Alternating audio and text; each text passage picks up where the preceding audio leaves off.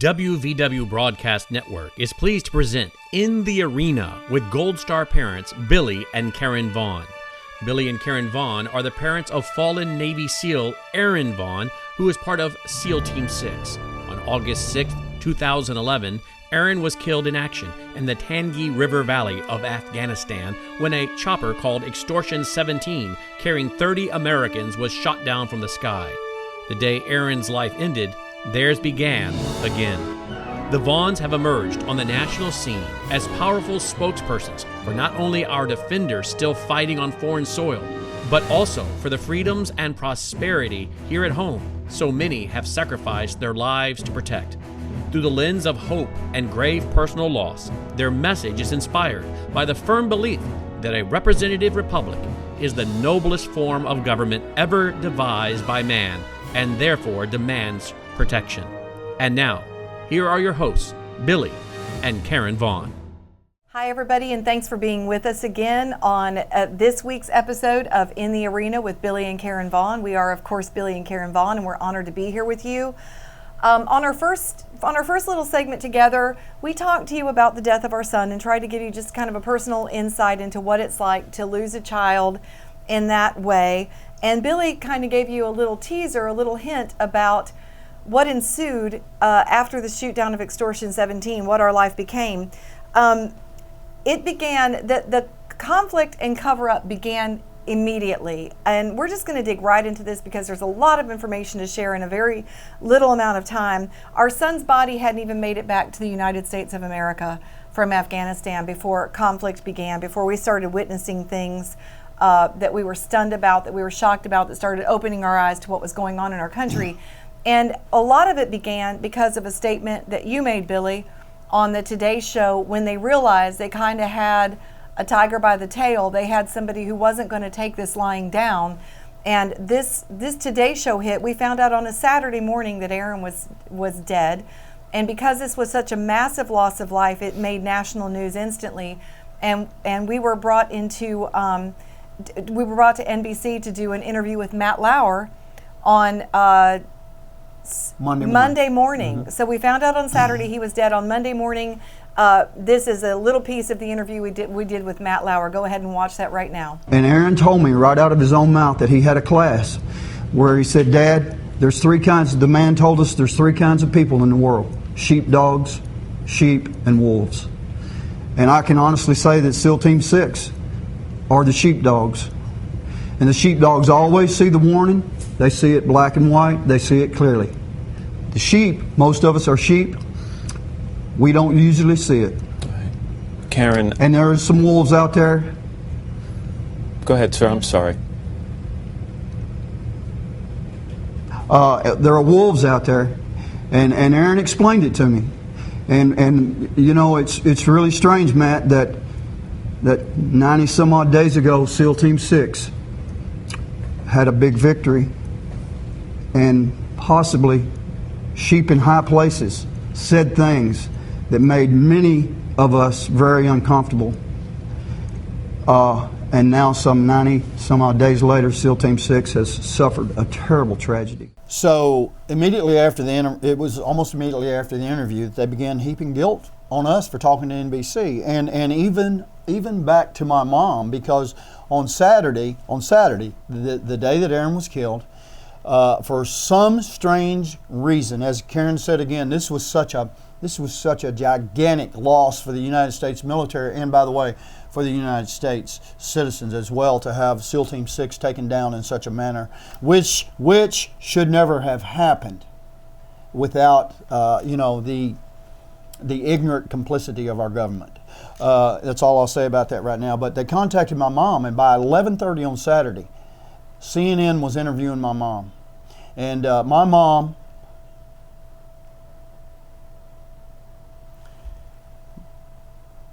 grieving the loss of her first grandchild, her first grandson, did a very innocent, touching, strong, courageous interview with CNN, where she talked about Aaron and who he was, very short clip, and that he was a Christian and that he wasn't afraid and he was a good boy. And by Monday, the federal government, the military, DevGrid, which is SEAL Team 6. was heaping guilt on Karen and I, even brought it up about my mom, should have never talked to CNN. I made the statement, well, why did you not contact her and tell her that we don't know what to do? And they said, we didn't know how to get a hold of her. And I said, well, it's funny CNN found her. And they heaped this guilt on us. They told us, Karen and I, not to be talking to TV anymore, not to be doing interviews anymore. And they decided that they would provide us with a public affairs officer immediately. But we already had a commitment to go on Fox News, and I said, okay, I agreed with them. And I said, but I'm going to go. We've already committed to go on Fox and Friends. And they said, no, don't do that. And I said, look, we're not breaking our commitment to Fox News. Commitments may not mean anything to you, but we gave our word, and we're going to do that show. So what they did when we showed up at Fox and Friends on that morning there in Washington, D.C., they showed up right at the same time we did with a man from the U.S. Navy who kept us outside before we went in the studio to go in and tell Fox and Friends what they could ask us and what they did. Now, I'm going to let Karen talk here, but let me tell you something. I want to put this in perspective for you. This is going on in the first 2-3 days after the greatest loss in mine and Karen's life together. We've lost our firstborn son. This is what the United States Navy, this is what the United States government is doing to two parents. It's all in the name of them doing what they're supposed to do and protocol and all this kind of stuff. But folks, let me tell you, it's all about the cover-up. It's all about them covering up what they had allowed to happen. And what I wanted to point out, and I wrote these down because, 7 years have passed now, and sometimes you have to just rehearse in your mind what it was exactly that happened. But we were actually told that we could be inadvertently leaking information, and that information could compromise our families. And not only that, they used this one, you could get your grandchildren killed. We were scared out of our mind. We were just two parents that had just been told that our firstborn child, our only son, had been slaughtered on the battlefield. And while we're trying to just wrap our heads around losing Aaron, and might I point out, Billy, the only thing we were asked to come and talk to Fox and Friends about, and the only thing that we were asked to talk about at NBC with Matt Lauer, was our son. We had just lost our boy, this tremendous, larger-than-life, amazing hero who had served his country and with such great honor, and he was dead. And these people wanted to ask us about our son. So you just put yourself in our positions. We were just two parents getting an opportunity to tell the world about our boy, and they were telling us that we were going to get our grandchildren killed by doing this. Now, what kind of messed up psychological warfare is that on two grieving parents and a grandmother? And another thing that they told us is if we kept talking, this is what they had the audacity to say to us. If we kept doing interviews, that we would get our son blackballed blacklisted from the Navy SEAL community, to which he replied, I told them, I said, I can't put a black name on my son's name. Only y'all can do that.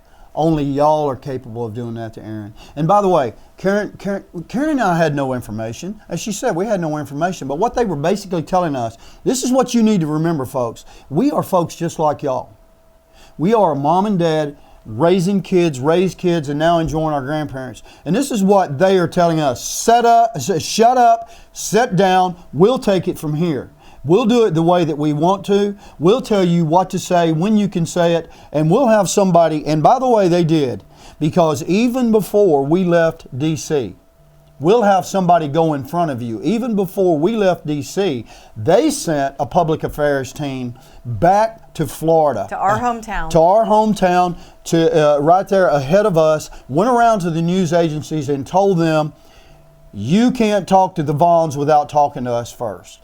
And basically, at that time, because we were still in shock. We were in shock. We had just lost our son. And we became compliant. But let me recall what had just happened. What had just happened 93 days before the shoot down of Extortion 17.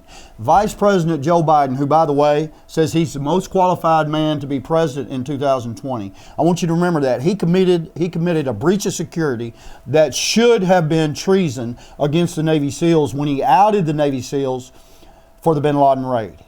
And if you think that's just my words, just the words of a father, no, it sent a fear through the special ops community, through the SEALs, through the Marines, recon, all of them, because they'd been outed.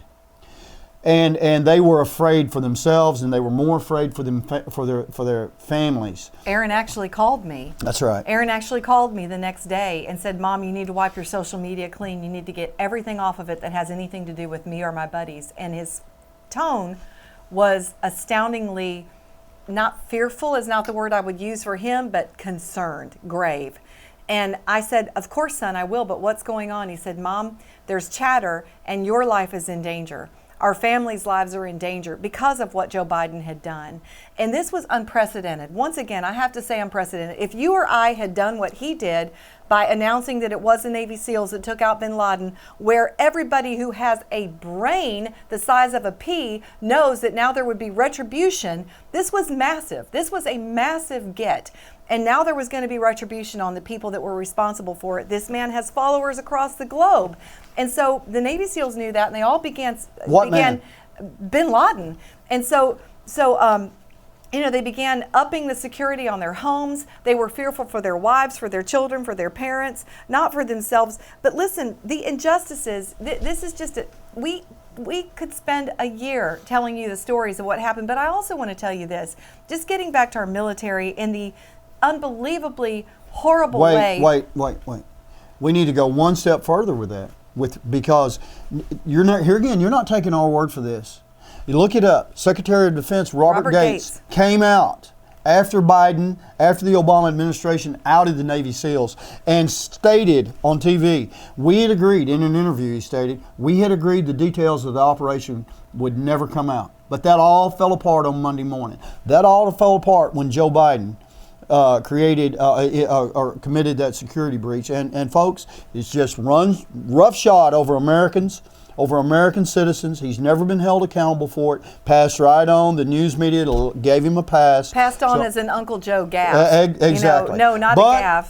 But on August 6, 2011, the greatest loss in the history of naval special warfare, as SEAL Team 6 is taken out. And by the way, in just a few days, the Taliban began to put out in the Middle East that SEAL Team 6, we're going to do whatever it takes to take down SEAL Team 6. SEAL Team 6 put a target on SEAL Team 6's back. Not only theirs, but everybody that worked with SEAL Team 6. And everybody that worked with them is just what happened on the chopper. People who supported them were killed that night. And on May the 10th, in the redacted file that Karen and I have, on May the 10th, United States intelligence reported that a massive buildup of Taliban and heavy weapons moving into the Tanganyika River Valley with the express intention of taking down a NATO helicopter. And by the way, our military, our administration did nothing to change the way they were operating, to have the backs of these men as they tried to go out in the middle of the night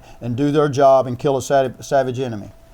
When we go back to the injustices that families suffer in these situations, not only the attacks on us personally, making us fearful that we had compromised the safety of our own grandchildren, that Aaron would be blacklisted from the SEAL teams, but here's the other things that people don't know go on behind the scenes. You feel like, and listen, I want to make this clear before I even make this statement.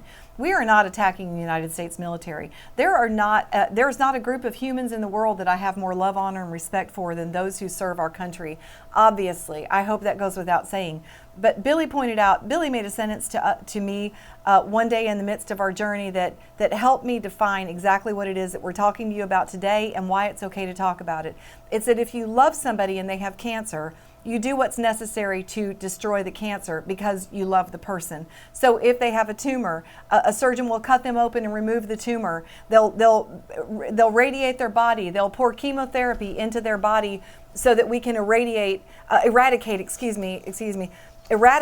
the illness inside their body. That's the same way we see the United States military. We found out that there is a lot of sickness inside our military, and it needed to be in the leadership, and it needed to be eradicated, not the men and women fighting on the forefront. But if you just want to know a little bit more, and we're not trying to paint ourselves as victims here, but I just want people to understand some of the things that happen to parents. And our story is not unusual.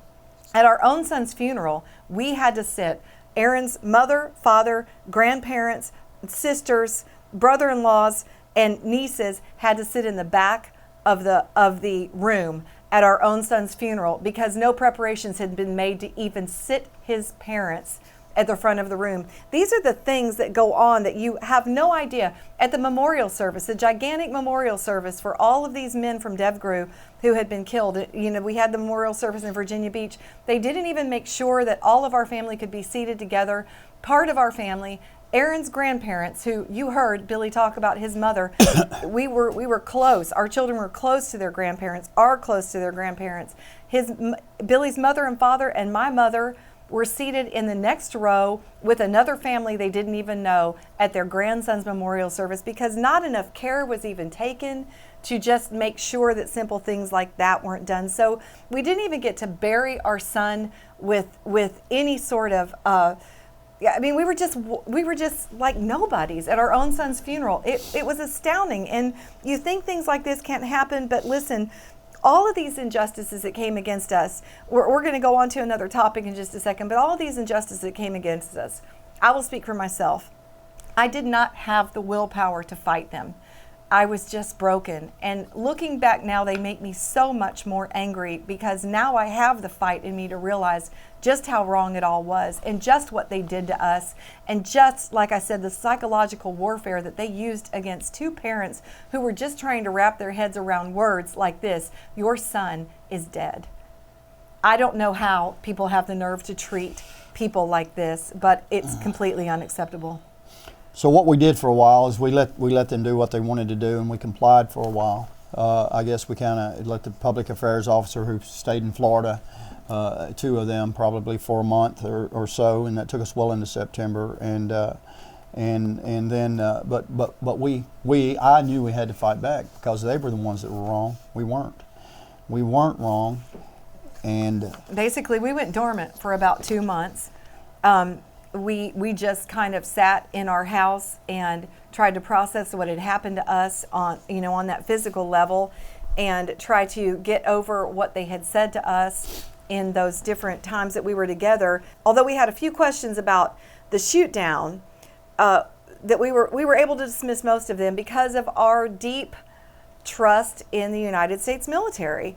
We removed them from our minds. And so we ended up with just a couple questions. Why were they all on one chopper? These are things that had come out in the news. Right, they had come out in the room, and we didn't know if this was a serious issue or not, but a lot of people were asking that question. Why weren't they in a Special Forces chopper being flown by Special Forces pilots? One of Aaron's best friends actually said that mission was, effed up from the beginning, and we wondered what he meant by that. As Billy said earlier, we knew that this was 97 days after the bin Laden raid, 95 days after Joe Biden outed the Navy SEALs. We had questions about that. We started remembering that phone call Aaron made to me saying to wipe my social media clean. And we looked back immediately to what Robert Gates had said. We started finding that information about what Robert Gates has said about, we all agreed in the Situation Room that the details of the raid would never come out. But that all fell apart the next day. But then finally came October 12th. We were called to, was it Little Creek? Yes. Little Creek, Virginia, to a debriefing. An investigation had been done on the shoot down because it was such a massive loss of life. And that's when everything began changing for us. That's when we had more questions. And we found out that day, indeed, they were on the CH-47. And CH-47D instead of the MH-47. We found it out from the horse's mouth. Brigadier General Colt, who was head of the investigation because he was a helicopter expert. And by the way, I asked why they weren't on an MH-47 right there in front of the group, and he said because we don't have enough. Because we don't have enough to run the missions, all the missions on MH-47s. And we found out that day from General Colt that when the chopper was shot down with 30 Americans dead and on the ground and an American chopper burning and most of the Americans inside that chopper burning and some of them thrown out, but all of them dead, The air weapons team overhead, the AC-130 Spectre gunship, the two AH-64 Apache helicopters, most lethal air weapons team the world has ever seen, said helplessly, because, not my words, General Colt's, because of the rules of engagement, we didn't take out the people who shot the chopper down. I could not believe I heard those words. Because of the rules of engagement. We could not even defend our warriors from someone who had just killed 30 Americans after they were dead. I couldn't believe it. And we also learned that day, for the first time, this phrase that would haunt us time and time and time. In fact, it was probably the great revelation to us about Obama's strategy, about the sickness that is in the senior military leadership, out of the mouth of three-star Admiral Harward, who, by the way, if you recognize that name, President Trump wanted him to become the NSA chief after Flynn left, and thank God that he didn't, because this is a sick individual. He is a man, he's a Navy SEAL who should have had the back of our warriors, but one of the fathers sitting next to Karen asked General Colt that morning, why didn't we use a drone strike? And I'm not saying whether we should have or shouldn't, I'm not a military expert. But Harward's words to the grieving families was this: because we want to win their hearts and minds. Because we want to win their hearts and minds. Let that sink in. Now, he interrupted Colt, who was holding the investigation. But it was important enough for this man to interrupt the investigation, because he's the only man who was not involved in the investigation in the military who spoke that day, to tell us, the parents, the widows, the families of the fallen warriors, that it was more important to win the hearts and minds of the Afghans than it was to have the backs of the Navy SEALs and those who were on the chopper with them. That is the sickness that resides in many of our upper level military leaders still today. So Billy, that's the point where you really started reaching out to members of Congress. I was just kind of on the couch during that period. I really didn't have it in me to try to understand it, but Billy was not going to be deterred, and he started reaching out to members of Congress, and what happened next was almost as shocking as the words we heard about hearts and minds in that debriefing. Billy, tell them about some of the conversations you had with members of Congress. So so as we got back home to Florida, I began to reach out to both people in the Senate and in the House of Representatives, and I reached out to Senator Carl Levin, who was chairman of the Senate House Arms and Service Committee at that time. He never responded, and after I called 3 or 4 times, in fact, the lady who answered the phone handed the phone to his chief of staff, who said, "Quit calling us, you're harassing us by asking to speak to the senator because he's not going to talk to you." Harry Reid? I never got a response from Harry Reid's office. Now remember, this is the greatest loss in the history of naval special warfare. And this is just weeks after that loss. I never got a response from Harry Reid's office. Alan West responded and has been a help. Tom Rooney, who was our congressman in the 18th district at that time, responded to us. And when I told him what we'd been told at the debriefing, he was upset that they were on the old chopper and that the men who fired the shots were not taken out. Senator Marco Rubio's office, by the way, had a representative at Aaron's Memorial there in Stuart, Florida, and said, if you ever need anything, this is just a few days after Aaron died, if you ever need anything, please reach out. Well, when I did reach out to Rubio's office, I called a couple times, talked to the same lady who answered the phone, and I remember very plainly calling the second time on a Friday afternoon, and I offered to give, at that time again, I gave the lady my phone number, and she said, I want you to know that the senator's not going to call you over the weekend. And I said, well, ma'am, I don't expect a call over the weekend. I just want to make sure you've got my phone number. And I gave her that phone number, and then as we were about to get off the phone, I said, ma'am, would you please repeat my phone number back to me? And there was dead silence on the phone. And I said, you didn't write my phone number down, did you? This is how the father This is a of a fallen Florida Navy senator, SEAL, right? U.S. Florida senator to a Gold Star father, a Gold Star family in Florida, conservative Marco Rubio, and this is the kind of people he had working for him.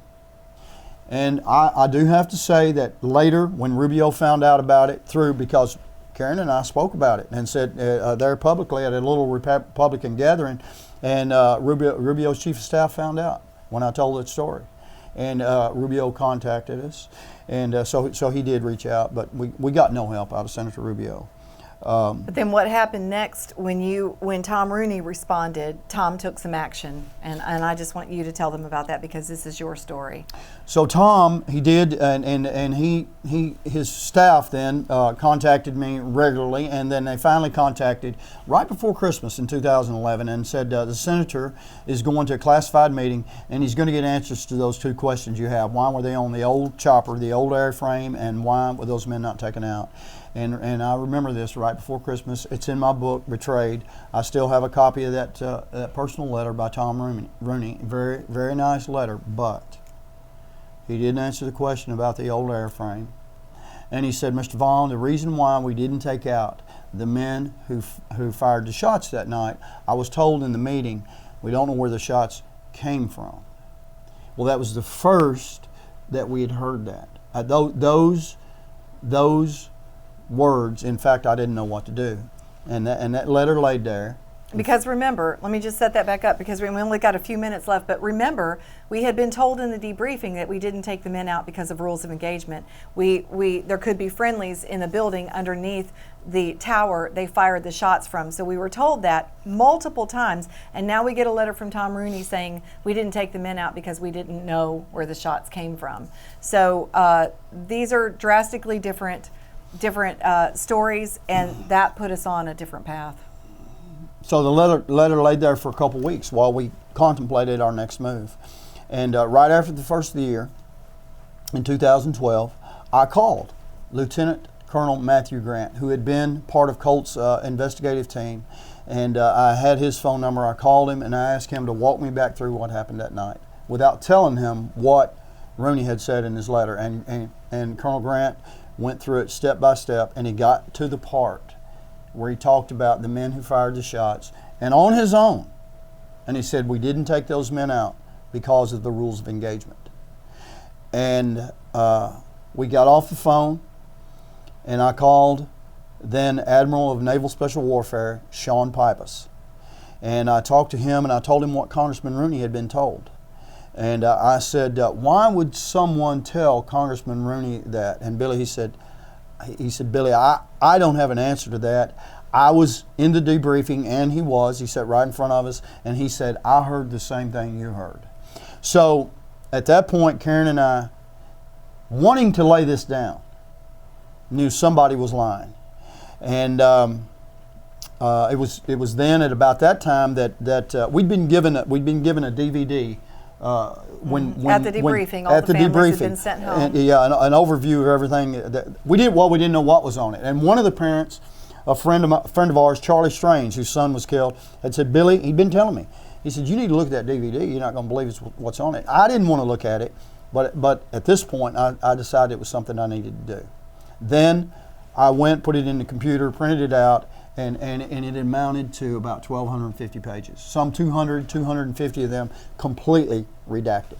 But what was there was unbelievable. And out of those redacted pages, there were 250 plus that were redacted, but there were several skips in numerical order that let us know that entire segments of testimony in addition had been redacted. So we don't know how large the entire file was in its fullness. But so here we were.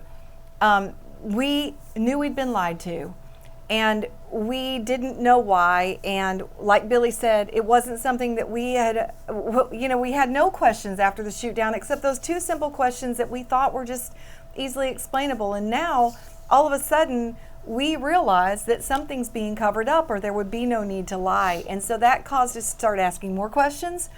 And as we asked additional questions, we were told even more variations of the same stories. And we thought when we got that letter from Congressman Rooney, we thought that, we hoped that this was the only lie surrounding our son's death. We thought we'd find a reasonable answer for that lie and just move on, but we had no idea what we were about to discover. We were not prepared. I guess we were prepared because God prepares you for what's coming in advance, but we had no idea what we were about to learn. And on our next show, we're going to dive into some of the things that we learned. We're out of time today, but this story is important. The shootdown of Extortion 17 is possibly one of the largest unanswered questions in military warfare history, and we demand answers. It's a giant to cover-up. People have not been held accountable, and we're not talking about war fighters on the ground, but people have not been held accountable in our government, as in instance after instance, operation after operation that y'all have seen are going across the country today in the last few years. And it's just another example. As I said, and I said this phrase a while ago: sit down, shut up. We'll tell you what we want to tell you, and we'll tell you when to talk. So if you want to know more about our story before we come back with you next week, and I strongly encourage you to pick up a copy of Billy's book, Betrayed: The Shocking True Story of Extortion 17. You can find it on Amazon or on our website, which is forourson.us, FOROURSON.us. And I also encourage you to pick up a copy of the book that I wrote and released last year, which is called World Changer: A Mother's Story. You can find that on Amazon or officialkarenvaughn.com. And that's just the story of Erin's amazing life. It doesn't go into the things that we learned like Billy's book does. It's just a story of how to raise a formidable, standout kid, especially in today's society where we see so much weakness being celebrated. Again, look at forourson.us and do your research on the shootdown of Extortion 17. We're going to be bringing you a lot more details, but we're thankful that you're with us on this journey. We look forward to all the time that we're going to spend together in the future. God bless, and thank you. Goodbye.